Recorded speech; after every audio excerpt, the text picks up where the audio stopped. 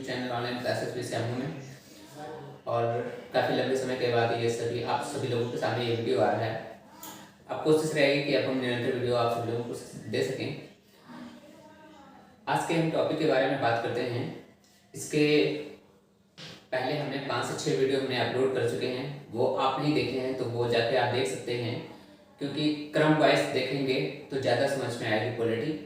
हमने क्रम वाइज पढ़ा है, क्रम वाइज सारे वीडियो आप देखिए तो बहुत ज़्यादा अच्छी समझ पैदा होगी। आज के टॉपिक के बारे में हम बात करते हैं। आज के टॉपिक हमने जो पिछले वीडियो में भारतीय संविधान के जो 22 भाग पढ़ चुके हैं, 22 भाग में से आज हम भाग फर्स्ट हमने लिया है। भाग फर्स्ट, पहला प्रश्न यहीं से आपसे पूछ लिया जाता है कि भाग फर्स्ट किससे संबंधित है। तो भाग फर्स्ट संघ और उसका राज्य क्षेत्र से संबंधित है। अनुच्छेद की बात करें तो अनुच्छेद 1 से 4 दे रखा है भाग फर्स्ट में। अब देखिए, संविधान की शुरुआत यहीं से हो रही है, तो भाग फर्स्ट तो इम्पोर्टेंट है। तो पहले भाग में पहले ही अनुच्छेद में क्या लिख रखा है, तो पहले ही अनुच्छेद में लिख रखा है India that is Bharat is A union of state. इसका क्या मतलब हुआ, इसका अर्थ समझते हैं।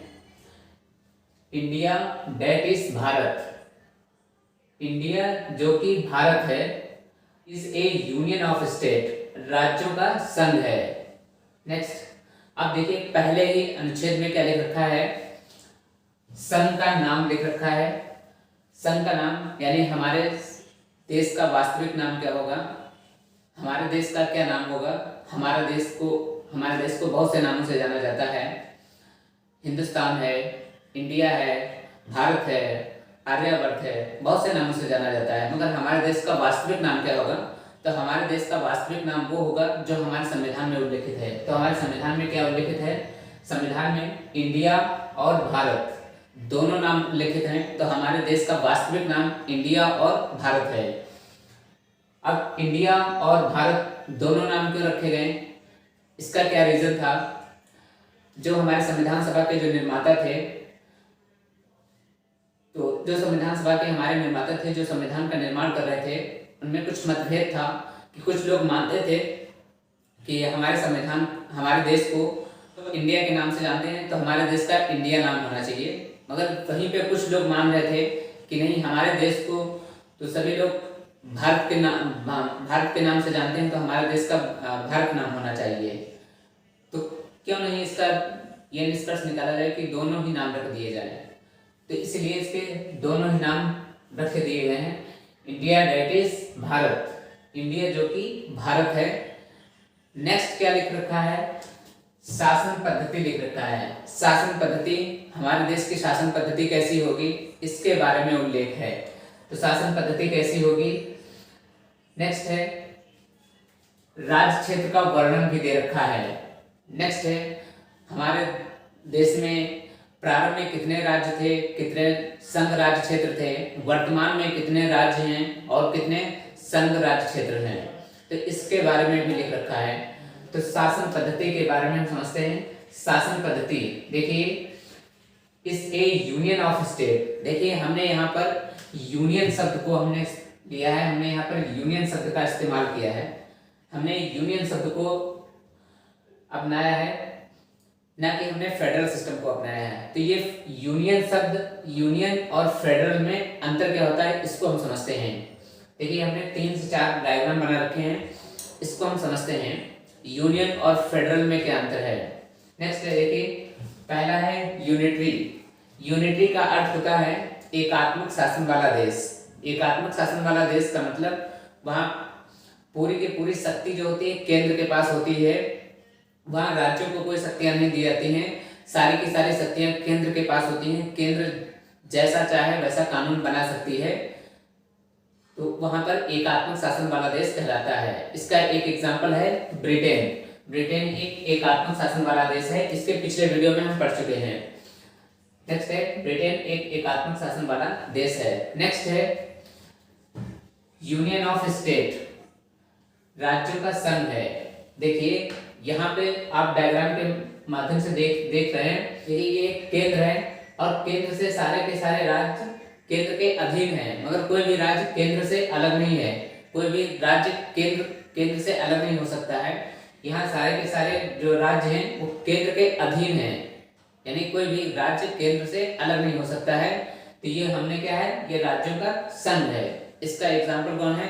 इससे एग्जाम्पल दो देश है, एक भारत है, दूसरा कनाडा है। नेक्स्ट है कनाडा में भी यूनियन राज्यों का संघ है। नेक्स्ट है समझते हैं फेडरल सिस्टम। फेडरल सिस्टम क्या है? फेडरल सिस्टम देखिए, यहाँ तो सारे के सारे राज्य केंद्र के अधीन हैं।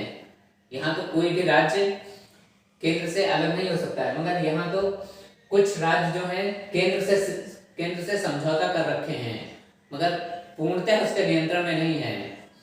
हमने जो पिछले वीडियो में पढ़ा था, हमने जब अमेरिका में फेडरल सिस्टम को अपनाया गया तो वहां पर हमने पिछले वीडियो में पढ़े थे कि वहां पर केंद्र और राज्यों को बराबर शक्तियों का पृथक्करण किया गया है। जैसे अपने यहाँ भारत में भी किया गया है, केंद्र को भी शक्तियां दी गई हैं और राज्यों को भी शक्तियां दी गई हैं। मगर अपने यहाँ क्या है, हम अपने यहाँ राज्यों का संघ है, यानी वहां पर अपने यहाँ केंद्र ज्यादा शक्तिशाली है, क्योंकि केंद्र हमें क्योंकि हमें रीजन साफ था, क्योंकि हमें केंद्र को मजबूत बनाना था, क्योंकि हमें अखंडता को बनाए रखना था। इसीलिए यहाँ सारे के सारे राज्य केंद्र के अधीन हैं, मगर कोई भी राज्य केंद्र से अलग नहीं हो सकता है। नेक्स्ट है अमेरिका में क्या है, अमेरिका में फेडरल सिस्टम को अपनाया गया है। वहां पे देखिए सारे के सारे राज्य जो हैं केंद्र से समझौता कर रखे हैं, मगर पूर्णतः समझौता नहीं कर रखे हैं। कुछ उनकी स्वयं अपनी पावर है। नेक्स्ट है वहां पर दोनों की पावर का अलग अलग सेपरेशन किया गया है। नेक्स्ट है ये अमेरिका में संघात्मक शासन का प्रावधान किया गया है। नेक्स्ट है कन्फेडरेशन। नेक्स्ट है परिसंघात्मक शासन। नेक्स्ट है देखिए यहाँ पे तो कुछ राज्य जो हैं केंद्र से समझौता कर रखे हैं, मगर यहाँ तो सारे के सारे राज्य सिर्फ केंद्र से टच कर रहे हैं। इसका मतलब यहाँ पे राज्य शक्तिशाली है, केंद्र कमजोर है।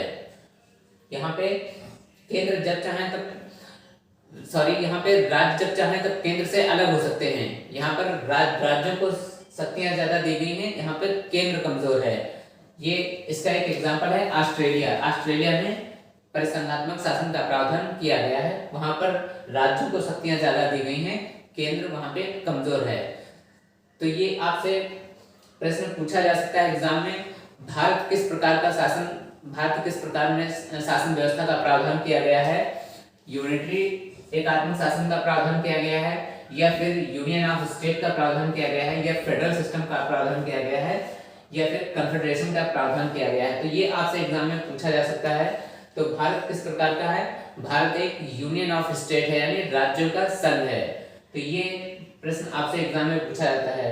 अब ये यूनियन शब्द है, ये यूनियन शब्द कहाँ से लिया गया है, ये भी आपसे पूछा जा सकता है। तो यूनियन शब्द भारतीय संविधान के कनाडा के संविधान से प्रेरित है। ये जो यूनियन शब्द है हम भारतीय संविधान के कनाडा के संविधान से प्रेरित है, वहां से लिया गया है। नेक्स्ट अनुच्छेद देखते हैं, अनुच्छेद 2। अनुच्छेद 2 में क्या लिख रखा है? अनुच्छेद 2 में लिख रखा है संसद को यह अधिकार है कि वह नए राज्यों को भारत के संघ में शामिल कर सकती है। नेक्स्ट है देखिए अनुच्छेद 2 में लिख रखा है कि संसद नए राज्यों को भारत के संघ में शामिल कर सकती है। जो अभी भारत के संघ में शामिल नहीं है, अगर वो इच्छा दर्शाते हैं, वो शामिल होना चाहते हैं, तो संसद उन्हें भारत के संघ में शामिल कर सकती है, ऐसा अनुच्छेद 2 में लिख रखा है। नेक्स्ट है संसद नया गठन कर सकती है। नेक्स्ट है संसद नए राज्य का गठन कर सकती है। ये किसके पास अधिकार है? ये संसद के पास अधिकार है कि संसद नए राज्य का गठन कर सकती है। नेक्स्ट है हमने नोट डाल के कुछ लिखा है 1954 में पुदुचेरी जो पहले फ्रांस के अधीन था, अब उसे भारत के संघ में 1954 में पुदुचेरी को भारत के संघ में शामिल किया गया। नेक्स्ट है 1961 में गोवा को, जो पहले पुर्तगाल के अधीन था, उसे 1961 में गोवा को भारत के संघ में शामिल किया गया है। नेक्स्ट है 1975 में सिक्किम को शामिल किया गया है, जो पहले का शासन था। तो उन्होंने 1975 में उन्होंने इच्छा दर्शाई कि हम भारत में शामिल होना चाहते हैं। तो उनको 1975 में सिक्किम के लोगों को भारत के संघ में शामिल किया गया है। नेक्स्ट है अनुच्छेद 3।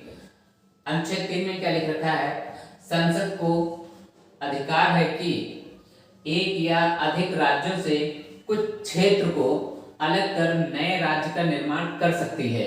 देखिए ये अनुच्छेद 3 में लिख रखा है कि संसद को यह अधिकार है कि एक या अधिक राज्यों से कुछ क्षेत्र को अलग कर नए राज्य का निर्माण कर सकती है। यह अधिकार किसके पास है? तो यह अधिकार संसद के पास है। नेक्स्ट पॉइंट, किसी भी राज्य का क्षेत्र घटा या बढ़ा सकती है, राज्य की सीमा अथवा नाम में भी परिवर्तन कर सकती है। ये किसके पास अधिकार है? ये संसद के पास है कि किसी भी राज्य का क्षेत्र घटा या बढ़ा सकती है अथवा सीमा में नाम या परिवर्तन भी कर सकती है। ये किसके पास अधिकार है? ये संसद के पास है अधिकार, और ये करना है तो संसद साधारण बहुमत से कर सकती है। नेक्स्ट है, कुछ नोट डाल के लिख रखा है, राष्ट्रपति की पूर्व सहमति आवश्यक राज्यों का केवल मत जानना है, मत मानने के लिए संसद बाध्य नहीं है। देखिए जब संसद नए राज्य का निर्माण करती है तो वहां पर राष्ट्रपति की पूर्व सहमति आवश्यक होती है, और जिस राज्य का निर्माण किया जा रहा है वहां राज्यों के लोगों को वहां पर केवल मत जानना होता है, वहां के लोगों को मत जानना जाता है, मत मानने के लिए संसद बाध्य नहीं है। नेक्स्ट देखते हैं, देखिए भारत के संघ के बारे में क्या लिख रखा है? भारत के संघ के बारे में लिख रखा है कि विनाशी राज्यों का अविनाशी संघ। नेक्स्ट है, इसका क्या मतलब? विनाशी राज्यों का अविनाशी संघ है।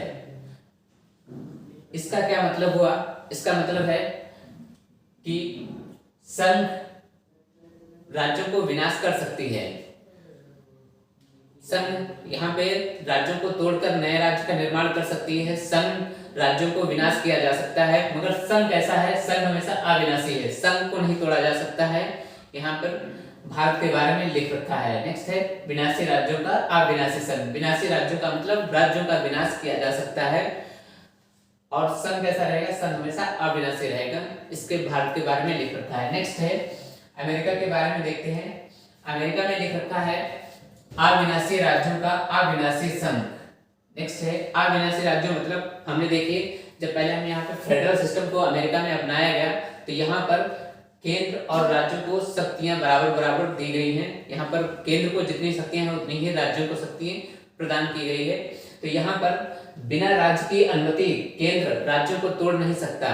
तो यहाँ पर अविनाशी राज्यों का अविनाशी संघ के बारे में, ये अमेरिका के बारे में बात की गई है। यानी राज्य कैसे हैं? अविनाशी है।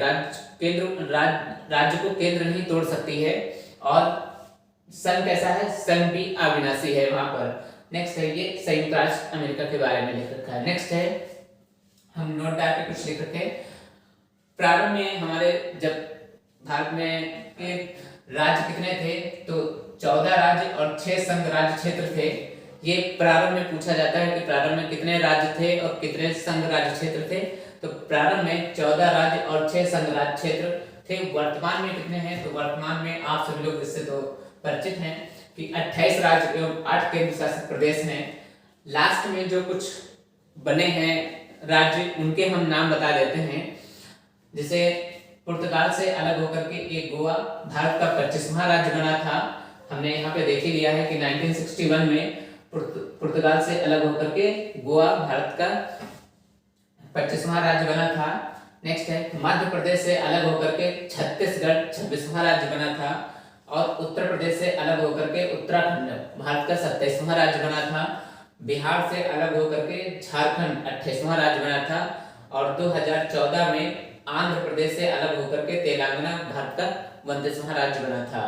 नेक्स्ट है, छत्तीसगढ़, उत्तराखंड और झारखंड ये सन 2000 में बने थे। इनका आधार क्या था? इनका आधार था यहाँ पर डेवलपमेंट नहीं हो पा रहा था, इनको प्रशासनिक सुविधा की दृष्टि से यहाँ पर विकास नहीं हो पा रहा था, तो इनको प्रशासनिक सुविधा की दृष्टि से इनका डेवलपमेंट नहीं हो पा रहा था, तो इनको डेवलपमेंट के आधार पे इनको अलग किया गया था। नेक्स्ट है, 2014 में आंध्र प्रदेश से अलग होकर के भारत का 29वां राज्य तेलंगाना बना है। नेक्स्ट है, लास्ट अनुच्छेद देखते हैं, अनुच्छेद 4। अनुच्छेद 4 में क्या लिख रखा है? अनुच्छेद 4 में लिख रखा है, अनुच्छेद 2 व 3 के तहत किए जाने वाले संविधान संशोधन साधारण बहुमत से किए जाएंगे, अनुच्छेद 366 के तहत नहीं। देखिए, हमने पहले ही पढ़ लिया है यहाँ पे कि संसद नए राज्यों का गठन कर सकती है, संसद किसी राज्य का क्षेत्र घटा या बढ़ा सकती है, राज्य की सीमा अथवा नाम में भी परिवर्तन कर सकती है, ये संसद साधारण बहुमत से कर सकती है, ऐसा अनुच्छेद 4 में लिख रखा है। नेक्स्ट है नोट में लिख रखा है, संसद साधारण बहुमत से कोई बाहरी क्षेत्र भारत में अधिग्रहण तो कर सकती है, किंतु भारतीय क्षेत्र किसी अन्य देश को सौंपने के लिए आर्टिकल 368 के तहत विशेष बहुमत की आवश्यकता होती है। ये देखिए, पहला केस ऐसा हुआ था 1960 में, जब हम पिछले वीडियो में पढ़े थे बिरूबारीवाद। तो वहां पे देखिए, जो भारत का कुछ क्षेत्र था जो पाकिस्तान को सौंपना था, तो ये ऐसा पहला केस था जो उसके लिए विशेष बहुमत की आवश्यकता हुई थी। भारत किसी अन्य देश को ग्रहण करने के लिए तब साधारण बहुमत से कर सकती है, मगर भारतीय क्षेत्र किसी अन्य देश को सौंपने के लिए तब संसद ऐसा नहीं कर सकती है। ये सुप्रीम कोर्ट का पहला डिसीजन था। नेक्स्ट है, देखते हैं नए राज्यों के गठन से संबंधित कुछ आयोग। देखिए, जब हमारा संविधान बनकर तैयार हुआ तब उसके बाद में दक्षिण भारत में अलग अलग भाषाई के लोग थे, तो उन्होंने भाषाई के आधार पर अलग-अलग भाषा के आधार पर नए राज्यों के निर्माण के लिए मांग करने लगे। तो सबसे पहले कुछ आयोग का गठन किया गया था। तो वो सबसे पहले आयोग का एसके धर आयोग का गठन किया गया था 1948 में, जिसमें प्रशासनिक आधार पर राज्यों के गठन के बारे में बात की गई थी। एसके धर आयोग जब बैठक हुई थी तो इसमें यह कहा गया था कि जो भी राज्य प्रशासनिक सुविधा की दृष्टि से वहां पर विकास नहीं हो पा रहा है, उनको प्रशासनिक सुविधा की दृष्टि से डेवलपमेंट के आधार पे हम अलग कर सकते हैं, भाषा के आधार पे हम नहीं अलग कर सकते हैं। तो यहाँ पर एसके धर आयोग में ये बात कही गई थी। नेक्स्ट है, तब दूसरी बैठक होती है जेबीपी समिति 1948 में। इसमें भी यही बात कही गई थी कि हम यदि किसी नए राज्य का निर्माण करते हैं तो वहां पे प्रशासनिक सुविधा की दृष्टि से यदि विकास नहीं हो पा रहा तो हम नए राज्य का निर्माण कर सकते हैं। इसमें भी भाषाई आधार को अस्वीकार कर दिया गया था, और जैसे ही इसको अस्वीकार किया गया था वैसे दक्षिण भारत में बहुत तीव्र गति से विरोध होने लगा था, और लास्ट में इसके लिए बहुत तीव्र गति से विरोध होने लगा था। तो इसके लिए जब बहुत ज्यादा तीव्र गति से विरोध होने लगा तो फिर लास्ट में मजबूरन होकर के केंद्र को भाषाई आधार पर भाषा आधार को स्वीकार करना पड़ा। तो इससे पहले प्रश्न आपसे ये पूछा जाता है कि प्रथम भाषाई आधार पर बनने वाला पहला राज्य कौन था? तो वो आंध्र प्रदेश था 1953 में। इसके लिए पट्टी श्री रामुलु 56 दिनों तक अनशन किया, और जिससे इनकी मृत्यु भी हो गई। और जैसे ही इनकी मृत्यु हुई वैसे दक्षिण भारत में और बहुत ज्यादा तीव्र गति से विरोध होने लगा, और तीव्र गति से फिर लास्ट में केंद्र को मजबूरन हो करके फिर लास्ट में तीसरी बैठक होती है फजल अली आयोग।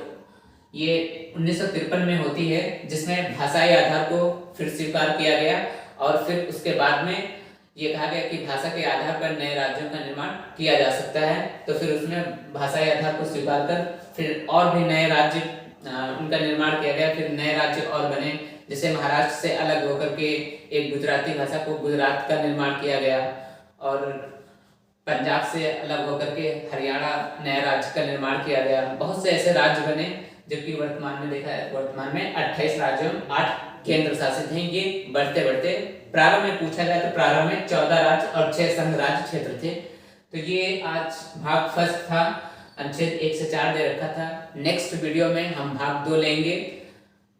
ये कैसा आप सभी लोगों को लगा वीडियो, आप हमें सभी लोग कमेंट करके बताएं। मिलते हैं नेक्स्ट वीडियो में, तब तक के लिए नमस्कार।